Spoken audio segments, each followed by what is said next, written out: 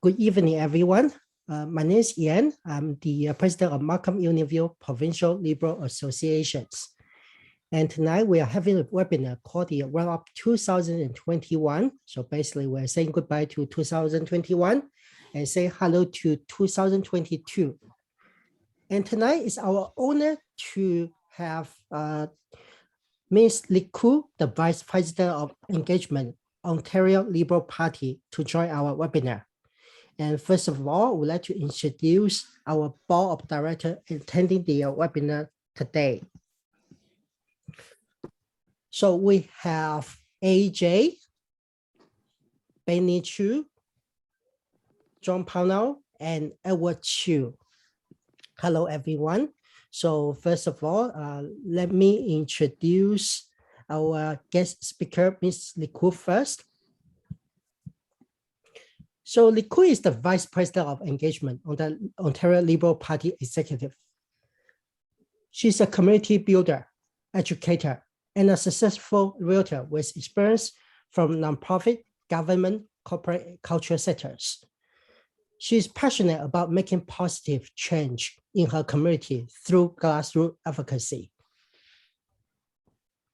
Having served as the regional VP for Toronto and as a former provincial Liberal candidate in 2018 for Toronto Danforth, Li has a unique perspective on the engagement needs of the party and the importance of increased diversity and inclusivity.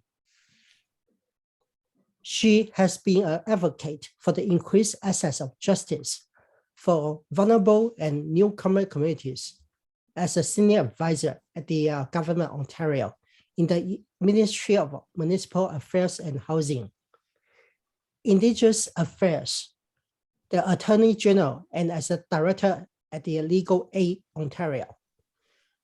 She has continually championed greater access to education through her work with Small-Scale Institution, World Literacy Canada, and is a professor at George Brown College. She is currently a member of Ontario Real Estate Association Presidential Advisory Group on the Diversity, Equity, and Inclusion. Welcome, Ms. Li Khoo. And now I would like to invite Ms. Li Khoo to speak for a few words first. Well, I'm really happy to have the honor of speaking to your PLA. It is actually my hometown of Markham Unionville, so it's wonderful knowing the community and one of all of the major players. This board is so wonderful. So, you know, I'm really here in the capacity to engage in the sense of have an open conversation and to have a wrap up, right, of Markham Unionville, and just to get a sense of where folks are and to share you know, things that have been going on over the past year and reflecting on that, and also how can we be better? Because I think, you know, as Brian Johns, our president of OLP, always says, you know, better every day. So it's my pleasure. Thank you. Thank you, Ms. Li Khoo. And we do have a few questions for you. Okay. Sure. So first one is, how do you engage with the residents of Ontario since you became the Vice President Engagement of Ontario Liberal Party? And Awesome. what engagement, I'm sorry, and what engagement activities that our association can be a part of it? Yeah, thanks. That's a really great question. I mean, I only very recently became the Vice President of Engagement, and I think it was at our AGM this fall in what was it, September, October. And so over the course of that time, what I've had is I've actually put a call out for our different engagement coordinators. In 2018 or 2019, we actually mandated that the Vice President of Engagement should have at least five engagement coordinators, the LGBTQ plus, Indigenous communities, small and rural communities, multicultural, and the Francophone community. And so I put a call out for people who are interested and got really wonderful feedback. A lot of people put their names forward, and it just tells me, right? Like, that people are very interested in being involved and making a difference. So the submissions were due for December 13th, and we will be announcing who has been a part of that, who has been successful as the engagement coordinators, because we had multiple people who are interested. I'm going to try and do something a little bit different, where I would like to kind of have more equitable representation. And so we'll see. We might, I am for one, someone who's all about how do we include people into the process. And so I try to always seek out democratic ideas, like, like what do people think about it? So with all of the people who have submitted, and really only one role, I want to seek ways in which we can diversify it, because from the role of engagement coordinators, and even in my thought process of maybe if there's an opportunity to have co-chairs or maybe subsets of the committees where there's a roundtable. And I think everybody wants to make a difference. Like in my role as regional VP for the Toronto area, one of the things I held many different events where turnout would be the last GTA Super Forum, which I did in conjunction with the regional VP, Natalie Hart. It was the middle of a snowstorm and nobody was showing up. It was like all white, right? And there's like thick blanket of snow, and yet over 400 people showed up all the way out to Tobico. And so in terms of engagement, what I would like to see is how do we multiply that? Because, when we think about what has happened historically in 2018, what we saw was a Liberal government that had, governed for such a long period of time, all of a sudden lose a lot of seats and become third party, right? And that hasn't happened since when? And so I think that was, going from that mindset of being government and having a lot of resources, it really shifted how things are. And we still are in that mode. However, what we do have is we have wonderful leaders. We have people who have been involved in so many different ways who want to contribute and help. And what I certainly see in the upcoming election is that we will be increasing the number of seats that we have. And I think that might be very terrifying for, our competitive parties to see that. And so in terms of engagement, what I want is less talk and more action. And so when we do convene as a group of coordinators with a focus of the different areas, I'm also looking to expand that, because I've had people reach out who said, hey, what about people who are differently abled? What should we do something from an accessibility perspective? And I said, look, I totally welcome that, right? And there's always an opportunity to revisit how we engage, because maybe the way that we used to do it before wasn't quite effective. And when people participate, it's having people participate, but having their participation be seen and acknowledged. And I think that's something that's really important on a grassroots level, right? Because people, when you knock on doors, helping a candidate, that makes, like, you have contact and you have engagement. When you see someone who you've worked so hard for get elected, it's the most amazing feeling. Like I was a part of that. When you see policy ideas manifest and come into fruition, it's really powerful. And it all starts with the PLA. Like, genuinely, I really have always believed that. Where I live now in Toronto, Danforth, I will say that our PLA has always been very strong, never had Liberal representation, but had a very strong leadership that is with the PLA. Right?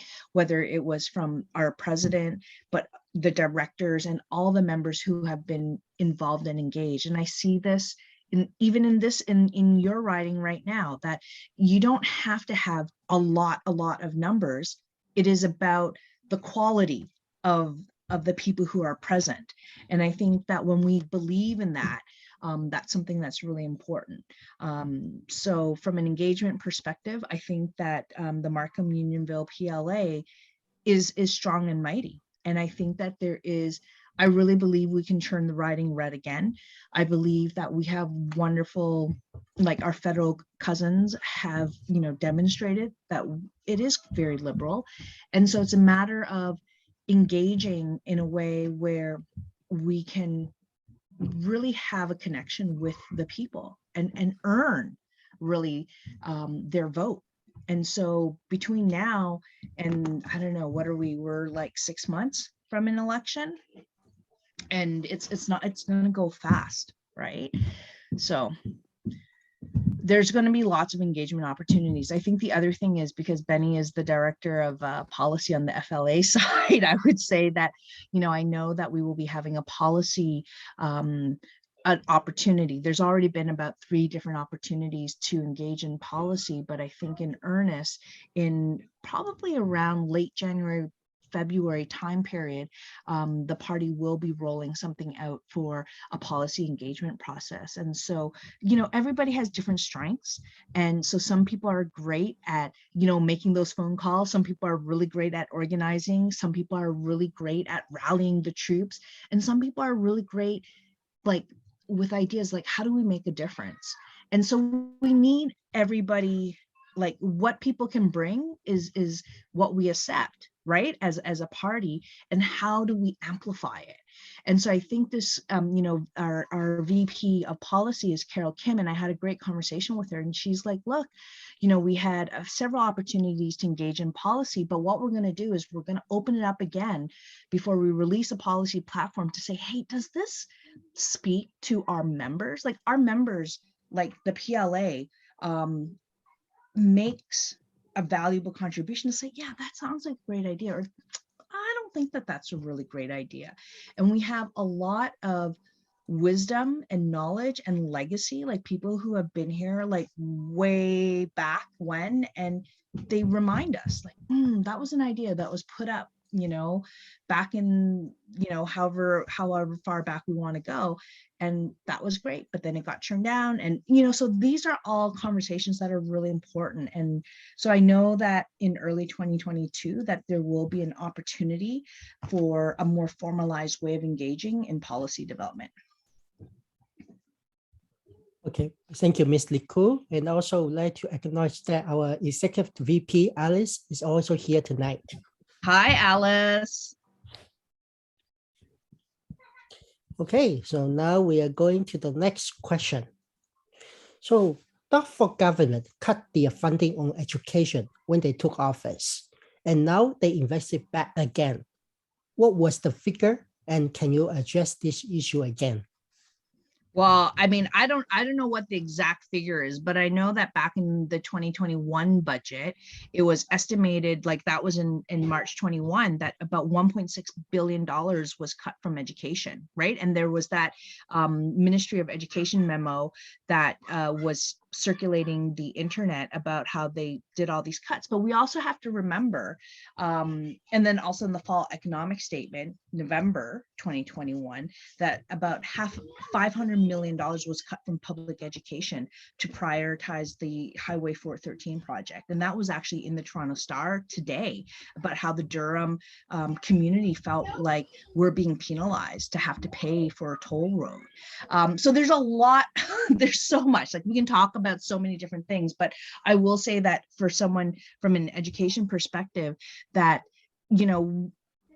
it's not necessarily how we count the numbers. I think what it comes down to is the impact, because what we are seeing is there's less support for students, teachers, like it's how information is presented is always so interesting. So what I would like to focus on is the impact on education. And when we think about the fact that, even during a pandemic, under COVID,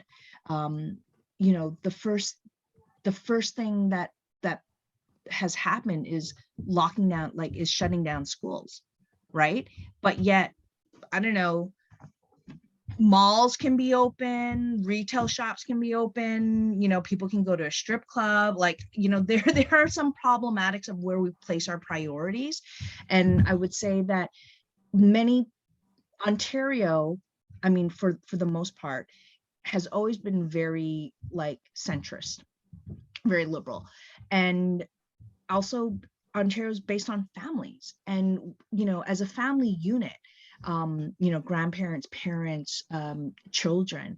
If children aren't in school, parents can't work. If parents can't work, how can they take care of their families, and it becomes this vicious cycle, and people are so tired. The mental health and wellness piece is also deeply impacted, right? Even when we look at the policies, children are not being put first, right? Like even more recently with like the rapid test, why did it have to wait for so long for that to happen?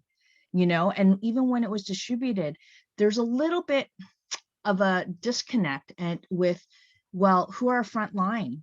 Our teachers are front line. So the students can get tested, but yet teachers didn't even have access to the rapid tests. So for me, I feel like education, we need a recovery plan. And from the Liberal perspective, Stephen has, put out a policy piece where he put forth a costed 2.3 billion recovery plan, which is, have smaller class sizes, focus on mental health, right? Focus again on special education, having learning recovery supports, make our schools safer and supportive, right? And just support our students. Now, I think that the smaller class sizes is important, but I also think that mental health piece, it is so crucial, because so many children, whenever we've had a lockdown, I will say that I'm a mother to two kids. I have a 7-year-old and a 9-month-old child. I've lived through a couple of virtual school situations, and it's been really hard. And it's been hard on the kids, because all of a sudden they're taken away from their peers, and a learning environment that has a teacher who cares about them and sees what's happening. Now, I will acknowledge that in our family that we have a lot of resources and supports, that we do have a dedicated space where my daughter has a computer and she can engage with materials.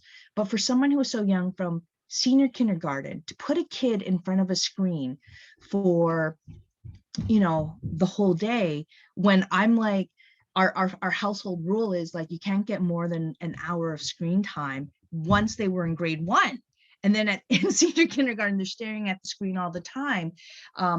It's really hard, because they get tired and they need to move and they need to have action, and all of that's taken away. And so I think with our Liberal government coming back in, like, I think that if the Liberal government were in power, that everything would look so different. And so this recovery plan, I think, is really important. And that's something that I'm really looking forward to, because we know that education, and I'm a big believer in this, education, people can take your car, people can take your house, but people cannot take your knowledge, right? What's inside here. And without, and we know that for every dollar that's invested in education, there's a return of like $1.30 to the economy, if people want to break it down into numbers. But from a more humane side of it, it's just that knowledge is power, right? And that's something that I believe really strongly in. So I just think that, a Liberal government will actually be very supportive of a stronger education plan. Okay, thank you, Ms. Lee Koo. And we have been spoken about education, and now we can talk about childcare that have been on the news recently. So how would Ontario Liberal make $10 a day licensed childcare available? Well, we know that our federal Liberals have already said, look, this is something that we want to make happen. It's happening in Quebec. I believe that, I feel like, was it BC, where they also kind of, BC or Alberta, I can't remember, where they've also worked on sealing a deal to do it. But the current government right now, the PC government, has said they're not going to partner with the federal government to make this happen. And when you think about it, so I have a 7-year-old who's like not in full daycare, but I have a 9-month-old who will be going into daycare in about 3 months. And the cost of that is quite prohibitive. And so this $10 a day would be such a game changer for so many families, right? Because if you think about the proportionate share of how much people are spending on the child, that's like $10,000 a year, right? and that's an average. That's not even how much, like, I mean, when you have a newborn, it's even more, because I think mine is going to be $1,500 a month. And so think about what a base and average household income is, right? And we know that, you know, and that figure will vary, but $10 a day will make a huge difference. And so I know that with Del Duca, that this is something where he has already come out with a policy piece on it, having a costed plan to ensure that there's universal childcare for everyone, right? So by reducing, you know, if it's $50 to $60 a day, that's more than 80%. Right. So that's money back into parents' pockets. Right. And having children in daycare makes it enables parents to go back to work. Right. And so it kind of, it's like a cycle where it can help. You know, offering, one of the things that Del Duca has said is to provide free tuition for all ECE programs so that we can ensure that there is dignity for the economic dignity for the workers, and so that it can align with the full day kindergarten classroom. And that full day kindergarten was also a liberal initiative, right?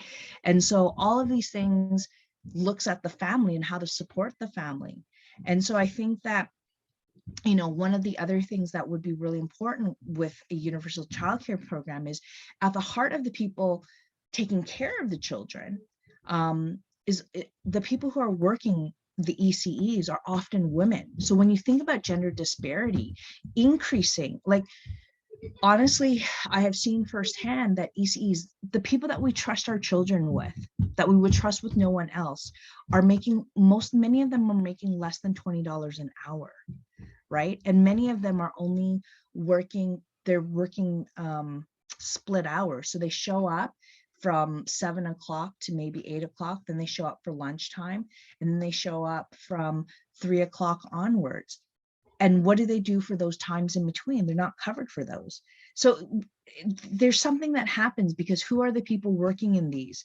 And so there's an economic disparity, there's a gender disparity.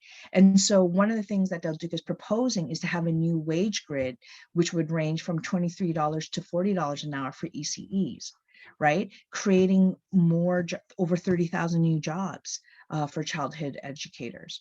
And by creating these jobs, creating these centers, it helps support the economy, right? And it also will have a ripple effect of creating construction jobs to create these new spaces. So, you know, it's quite holistic in this many way, with providing care, supporting the education system, and having a cycle, right, which supports the economy. Thank you, Ms. Liku. And the next one, what would the Ontario government to do to help their small business while they're struggling with restrictions? Yeah, I mean, I think that this, you know, I actually believe this is a living piece. I actually think this is where we're now in our fourth or fifth wave of COVID. And each time that blow has been harder and harder on small businesses, right? I see, you know, as someone who's in real estate, I have had so many calls from business owners saying, hey, can you help me sell my business? Right? And they're selling their businesses at such a low price because they just want to get out of obligation for paying for the lease. Right? My mother has a salon up in Markham, and you know, each time that it's closed, of course, that's impacted her business. You know, the dry cleaner down the road, I saw him the other day walking his dog, and I said, hey, how's it going? And he's like, if we have to shut down, my business is done. People are stretched so thin. And so back when this first happened, a few things have happened, right? Like one of the things that Del Duca introduced was like a 3-month provincial sales tax holiday, if when elected, so that it could help encourage customers to come back, like they don't have to worry about HST for 3 months. He also had said, look, let's waive the collection of payroll premiums, right? Like for 6 months, deferring that to help businesses get back. But if you think about it, we haven't even been able to get back yet. Like this was rolled out really early on. And I think that the other thing that he said was like, let's do personal protective equipment, making sure that businesses have the opportunity to have a program to provide that, right? But now that we're in the fourth, fifth wave, I think that this is actually something from a policy perspective that we need insight and guidance from small business owners to say what would make a difference. John Fraser actually put a private members bill in July of 2021, because at the end of September, the government had offered 10 paid sick days. Now, originally that was a Liberal initiative. Because of the pandemic and because of everything that had happened, it then got introduced. And it's very surprising that so many things now that are being introduced by the Doug Ford government was actually always a part of the Liberal government policies, right?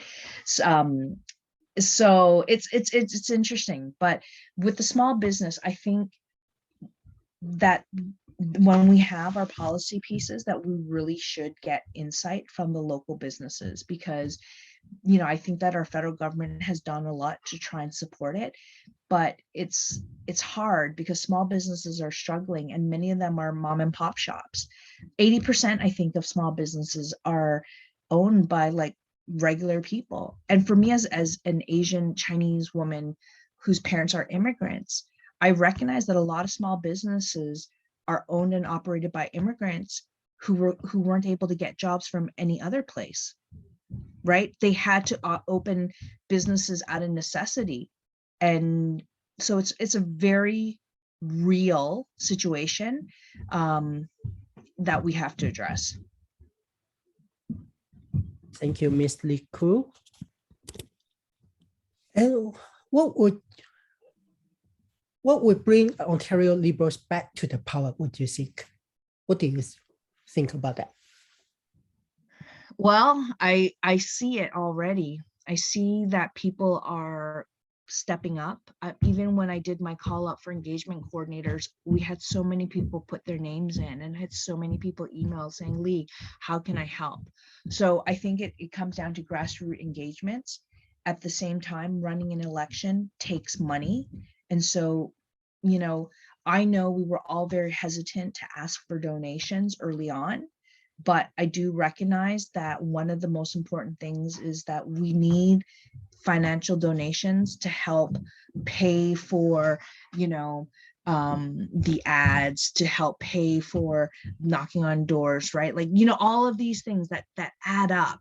And that will make a big difference. We need volunteers, and volunteers, be it the people who, stuff envelopes, for the people who make the phone calls whenever we have our days of action, for the people who are out knocking on doors, for the people who will take a video and translate it into Chinese. Like, these are all, everybody has a skill set, right? We need our accountants, we need our social media folks, we need our photographers like Edward, who is the master with documenting everything. He's everywhere.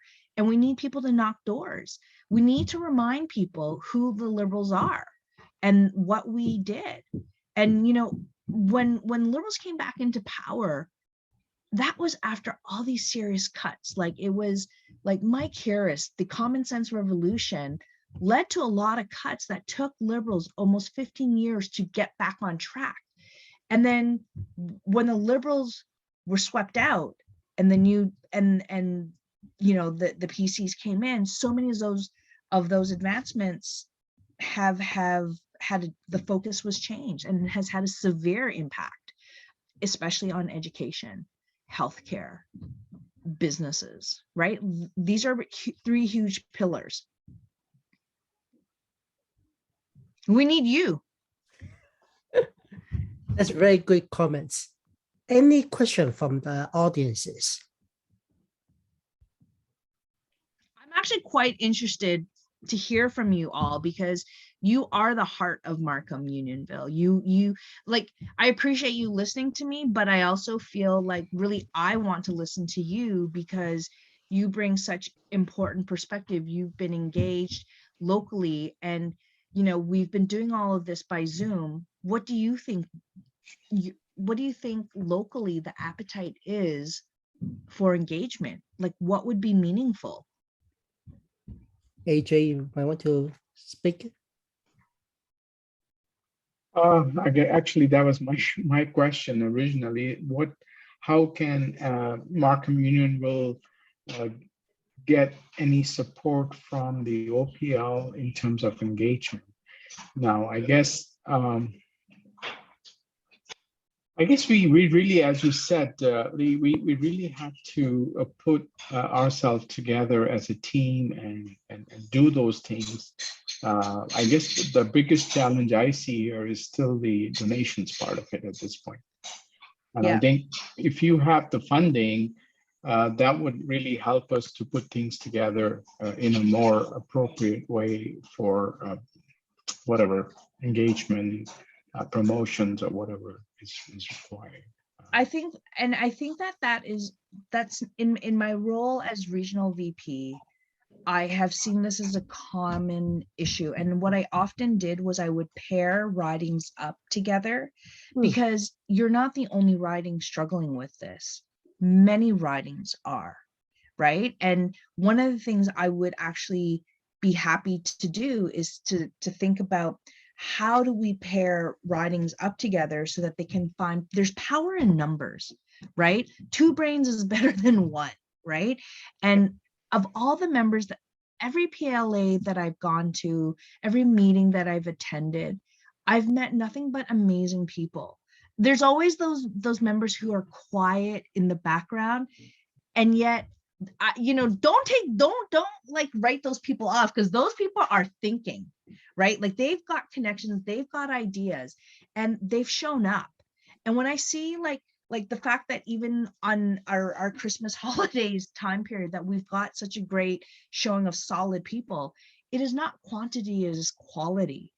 And you've got a solid PLA, right? And I don't take any of that for granted, because there are PLAs with a leader of 1.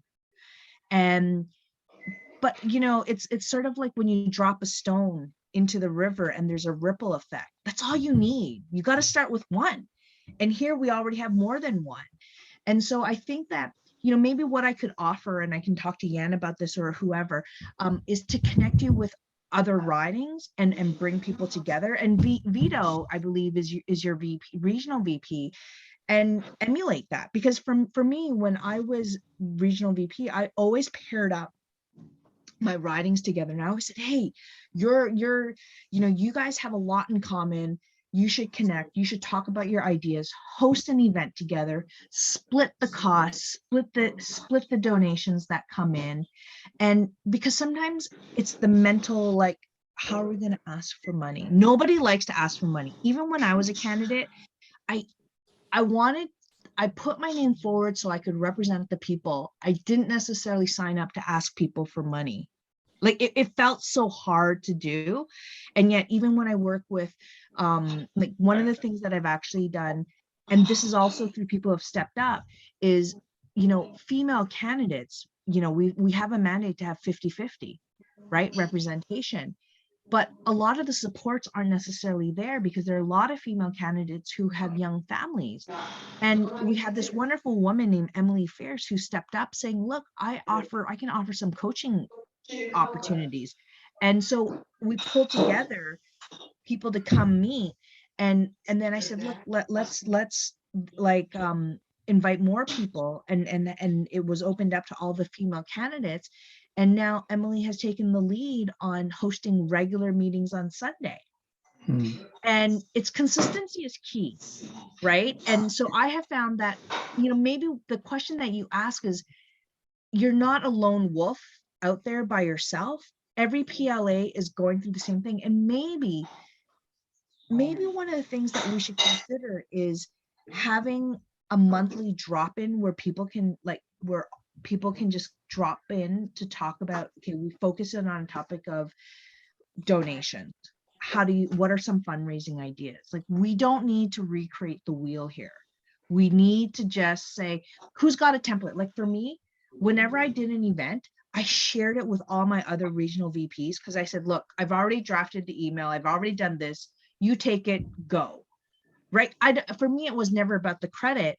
For me, it's about let's get action done. And I think that when we bring people together, it's like stone soup where everybody put something in and it just gets better. Yeah, definitely. Yeah. And I agree there that, and I think that's very good thoughts that we need to look into it. Yeah, for sure.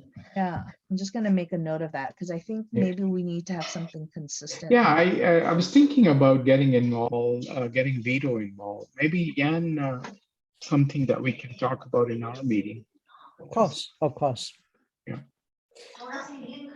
Yeah, The other because thing, that I wanted to just thought came like from a OPL standpoint.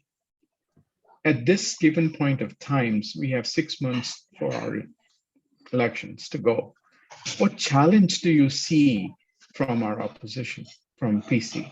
what are the What do you- challenges? What do you think? What do you see as, at this point? Everything. I mean, Everything. like they're every time Stephen puts up, like every time a policy announcement is made, I see the way that the conservatives fight back with like the Del Duca win coalition, like because what they're trying to do is they're trying to invoke the homophobia, the discrimination they had or whatever ill feelings towards Kathleen to transfer it on to Stephen. Right? Like they're going to oppose everything. But you know what? It's okay. Bring it on. We have had policies that work. Basic pilot income is something that we wanted and had introduced and was it was introduced. It was in progress, right? Yes, Edward, I saw your piece here about, hold on a second. Yes, I know. I saw the thing about how Stephen wants to change the 5 working days to 4 working days. You know, they did this in Finland, right? And they found that their productivity went up. So, I think that there are policies, there are ideas, but it's always subject to pragmatic application. And if you try it and it fails, there's another way to go about it. There isn't one, like, just like everybody knows the gridlock, right? Like along McCowan and Highway 7, right? There's not one way to get to Markville Mall, right? You can go many different ways and take the short path. True. Sometimes I'll go around via Bullock as opposed to Highway 7. So just like policy ideas, I believe it's a living, breathing document, and it changes based on the times. Like we're now in our 5th wave of COVID, and what was asked about, what was introduced early on, I think is a little bit, times have changed. Things are a little bit different. Absolutely. Yeah. Good. So we have to be flexible and we have to be nimble. So it's like, why should we be afraid? For me personally, like, I believe that if someone is going to criticize something, I'm very comfortable with criticism, because if it helps make it better, that's great. I didn't think about that. You're right. I didn't think about that perspective. And in my many years of doing policy, like not policy work, working in the minister's office, oftentimes the best, working with different stakeholders with opposing ideas, the best solution was when nobody was happy, because you implemented a little bit from each perspective. And you're like, you know what, for the betterment of the majority versus just one. Right. Yeah. Makes sense. That's a great point. So if there is no other questions, I was just called this is the end of the webinar. And for everyone who is watching the webinar tonight, and thank you for watching. And if you would like to volunteer with us or donate with us, please visit upla.ca. Thank you. Have a great night.